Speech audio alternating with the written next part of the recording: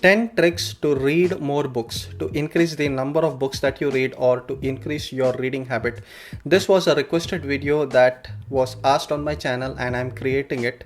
My experience with books across the years, I will share that with you, and these are the tips that I used to increase my reading habit.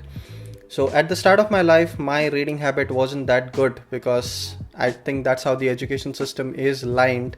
You are taught not to like books because you are reading books from your curriculum that most of you hate, and that actually creates an affinity towards reading, and it creates a big problem. So later on I had to pick up this habit because I knew that reading is going to help you. Reading is something that most of the millionaires, most of the successful people, most of the self-made entrepreneurs are doing, and if every one of them have this one habit in common, there has to be some reason why they are doing it. So that's why I picked up this habit, and I'm sure that is one of the reasons why you might be picking up this habit too. So it's really tough to get from, because of the distractions that you have nowadays, to get into the reading habit. And these are the things that I used, and I'm sure it will help you also. So without further ado, let's get into this video. So the first thing you have to do is carry your book everywhere. Now, when I say carry your book everywhere, because of digital medium that you already have your tablet or laptop or something that you carry all the time, or your phone. Always this thing should be available to you. So if you like physical books, then you have to carry the physical book with you.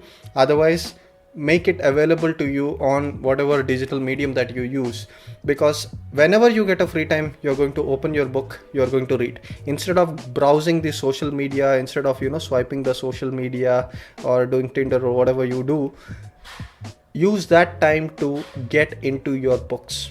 That is the time that you have to use for your books. Whenever you get bored, open that book, read it up. If it is available to you, you will use it more often. So carry your book or books everywhere. The second thing you have to do is keep a reading list. We human beings have a tendency to not measure things right. We have certain fallacies in our mind. So you have to understand how much you have read or how much you are coming across. So if you keep a list of the number of books that you have read across the days, across the years, across the months, that will create a sense of accomplishment for you. And this has helped me a lot because I have a list. First of all, it's very easy to go back and refer to which book did I, this snippet, where did I get it from? Or it is also helpful for reference purposes to understand which book that I was reading at this time. And it also gives you a sense of accomplishment. We human beings need that to keep ourselves up ahead and to understand how much you're accomplishing. Step number 3, read multiple books, but not all at the same time.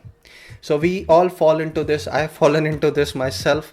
What happens is you start reading multiple books at the same time.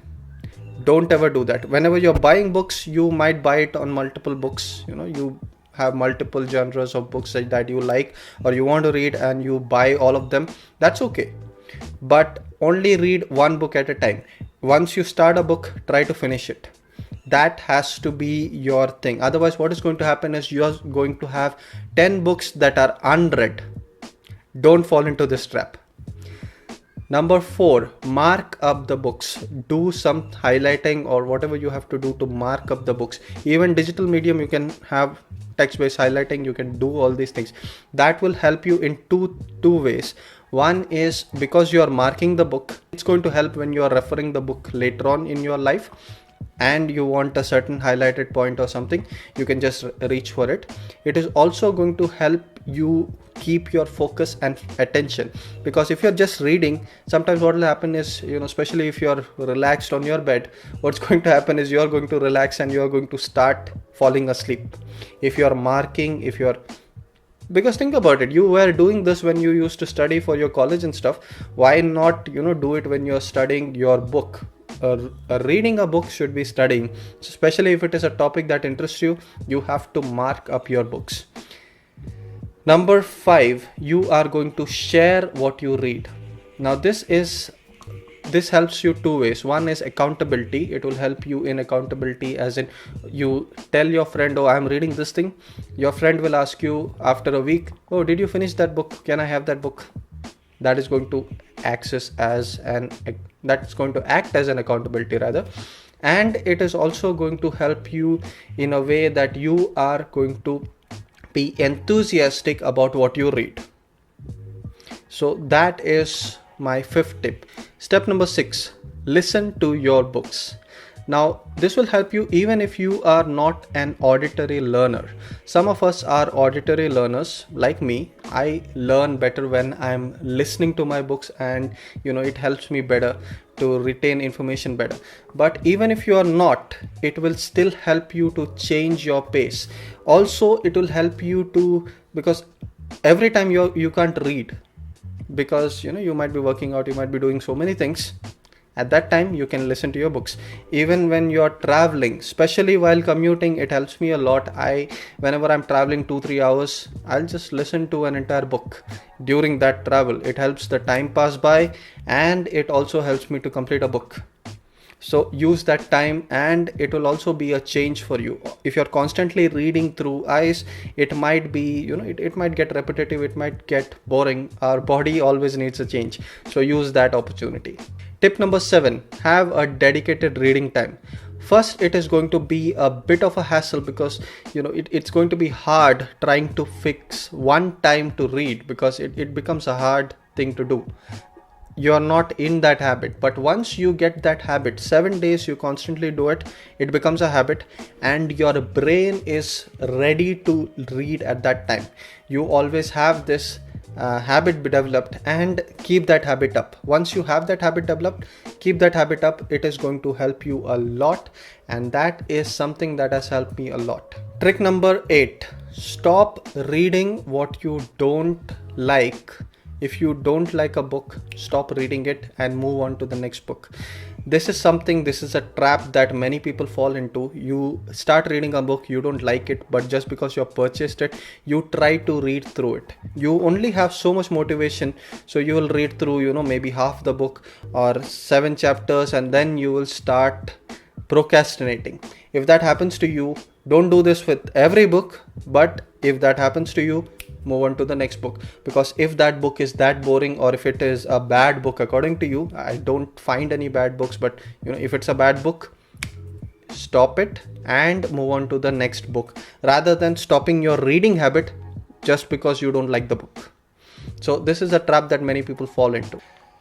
Trick number 9, you have to read while you exercise. Now, most of you work out, I hope. If you have a workout or a meditation routine or whatever, during that time, I would suggest reading a book, listening to a book, because rather than listening to music, it gets repetitive if you keep on listening to music. Or if you are a music lover like me, listen to it one day, and then next day you're listening to a book.